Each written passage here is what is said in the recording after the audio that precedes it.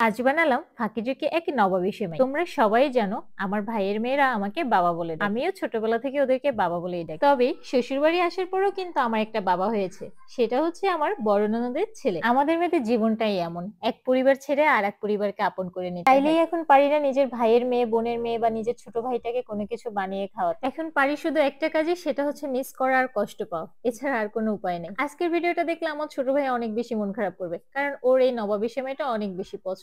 ও সব সময়ের জন্য বেশিরভাগ সময় বায়না ধরতো সেমাই থাকলেই বাসায় এই সেমাইটা রান্না করে দিই। রান্না করার সময় শুধু ওর কথাই মনে পড়তেছিল, ভাবতেছিলাম ইস এক বক্স যদি এখান থেকে রান্না করে পাঠাতে পারতাম। তো যাই হোক, আমি চলে আসলাম আমার ননদের ছেলের জন্য নবাবী সেমাই রান্না করতে। ওর মামা বললো আজকে নাকি ওকে দেখতে যাবে, তাও বলেছে একদম দুপুরবেলা 2টার সময়। এখন এতটুকু সময়ের ভিতর আমি ওর জন্য কি রান্না করে দিতে পারি? তাই ঝটপট ঘরে যা ছিল তাই দিয়ে আমি ওর জন্য একটু সেমাই রান্না করে দিলাম, ফাঁকিঝুঁকি নবাবী সেমাই। প্রথমে 2 প্যাকেট সেমাইকে আমি চিনি, দুধ, ঘি দিয়ে খুব সুন্দর করে ভেজে নিলাম। অবশ্যই ঘিটা একটু বেশি